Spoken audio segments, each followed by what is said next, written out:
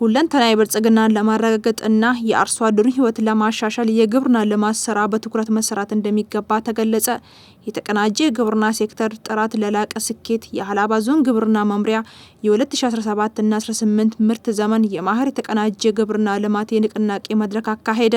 የምግብ ዋስትናን ለማረጋገጥና ገበያውን ለማረጋጋት በግብርናው ዘርፍ በርካታ ስራዎች ሰርተዋል ያሉት የሀላባ ዞን ብልጽግና ፓርቲ ቅርንጫፍ ጽህፈት ቤት ኃላፊና የመንግስት ዋና ተጠሪ አቶ መሐመድ ከማል ኑርዬ የኑሮ ውድነትን ለማረጋጋት ምርትና ምርታማነትን ማረጋገጥ ይገባልም ብለዋል።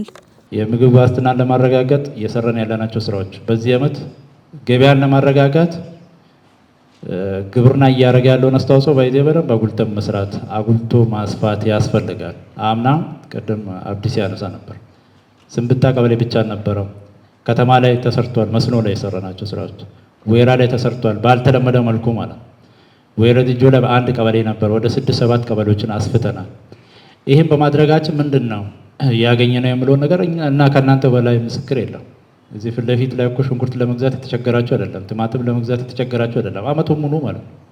ይሄ ባይኖርስ ባንሰራስ ምንድነው የሚፈጠረው የሚለው ነገር እኮ በደንብ መገመት ነው። ምርትና ምርታማነትን ስናረጋግጥ ብቻ ነው ኑሮ ውድነት የተለያየ ፋክተር ሊኖር ይችላል። ከኛ የሚጠበቀው ግን ሌሎች ሸቀጣሸቀጥ ሌሎች ከፋብሪካ ውጤቶች ጋር ተያይዘው ያሉ ጉዳዮች ሊኖሩ ይችላሉ። ከኛ ግን የሚጠበቀው እኛ ማድረግ የምንችለውን ነገር እያደረገን ነው። እኛ የዶሮን ማንደር እንፍጠር ብለን እኮ በአመራር ሲጀምር አስተዳዳሪ አስተባባሪ በሙሉ ጀመረ። መዋቅር ላይም በተመሳሳይ መልኩ አመራር ሲጀምር አሁን ያለውን ተስፋ እያያቸው ነው። በቂ ባይሆንም ማለት ቢያንስ በየወረዳው የዶሮ ማንደር የሌለበት መዋቅር የለም በዚህ ሰዓት ማለት ነው። ግን በቂ አይደለም እናስፋው ነው እያልን ያለ ጓሮ ላይ እንስራ ብለን ስንል በታቀደው ክለብ ባይሆንም የተጀመሩ ነገሮች ተስፋ ሰጪ ናቸው። ምግብ ዋስትናን ለማረጋገጥም ኑሮ ገበያን ለማረጋገጥም ኑሮ ውድነቱንም ለማረጋገጥም እያደረገ ያለው አስተዋጽኦ ግብርና ላይ ያለው ሰፋፊ ስራዎች ተስፋ ሰጪ ናቸው።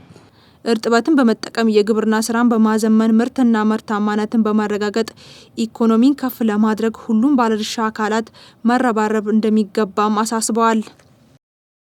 በጊዜ ሳንገደብ እርጥበትን ተጠቅመን የግብርና አሰራራችንን እያዘመንን ምርትና ምርታማነትን እያረጋገጥን ኢኮኖሚን ለማረጋገጥ ሁላችንም በጣም መረባረብ አለብን።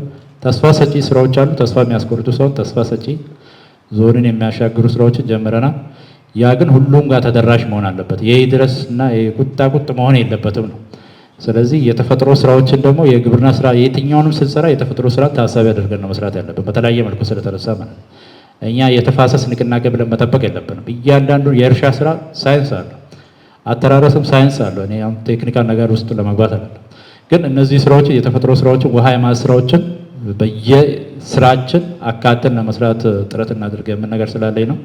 በዛ ልክ ከተቀናጀ ሁሉም አመራር ከደገፈ ግብርና ላይ ያለውን ምርትና ምርታማነትንና ኢኮኖሚ ተጠቃሚነትን እያረጋገጥን እንሄዳለን የምን ነገር ስላለኝ ነው።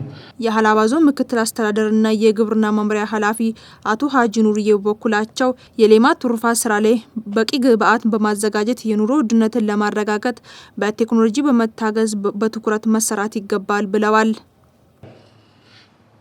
ከዛ ውጪ የሌማት ትሩፋት ስራዎች ናቸው። እኔ ከተማ በደንብ ቢያስብበት ሰሞኑን አንዳንድ ቦታዎች ላይ ሚዲያ ላይ የምናየው ለባለሀብቱ ኢንቨስትመንት ላይ በተለይ እንስሳት እርባታ ላይ ዶሮ ላይ በቂ መሬት ተዘጋጅቶ የወተት እርባታ ላይ የሚሰሩ ዶሮ ሀብት ልማት ላይ የሚሰሩ ሰው አሁን ወደ ቴክኖሎጂ ነው እየተቀየረ አለ።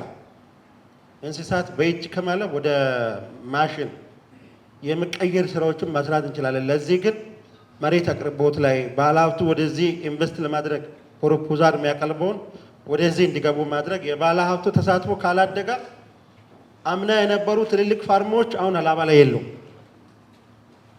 ዶሮ ሀብት ላይ አሁን እንቁላል ከደብረ ዘይት እያመጣን የከተማውን ችግር ማፍታት ስለማንችል እሱ ላይ ፎከስ ቢደረግ ከተማ ገጠር ላይ 15-25 የዶሮ ልማት ፓኬጁን ብናጠናክር ይሄ ሲደመር ነው ችግሮችን የሚፈታው የሚለው ሀሳብ ለማንሳት አይል ነው። የግብርና ስራ የሀሳብ ጥራት ካለበት የማይቻሉ ነገሮች የኛ ጥረት ካለበት እንዲችሉ ለማድረግ ጥረት ያስፈልጋል ያሉት አቶ ሀጂ ኑርዬ ቀበሌዎች የግብርናን ስራ ለማዘመን የማብራት ችግሮችን ለመፍታት ወረዳዎች በትኩረት ሊሰሩ ይገባል ብለዋል። የማይቻለውን የሚመስለውን እንዲቻል እየደረገ ነው። የሀሳብ ጥራት ካለ የእኛ ጥረት ከተደመረበት የማይለመደውን እንዲለመድ እያደረገ ነው።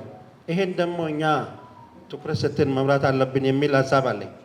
እኔ የቀበሌ ባለሙያዎች ችግር አሁን የማምራት ችግር ነው። ወረዳ ደረጃ ላይ ይመራ። ወረዳ ደረጃ ላይ ከተመራ ውጤት ይመጣል። የማይሰራው ለ2 ወር ስራ ሳይገባ ይኖራል። የዜግነት ደሞዝ መክፈል አንችልም። ዞን ማድረግ የሚገባውን ሁሉንም ነገር አድርገናል። ስለዚህ ቀበሌ ደረጃ ላይ ያለው ባለሙያ በግብርና ኃላፊ በራሱ ይመራ።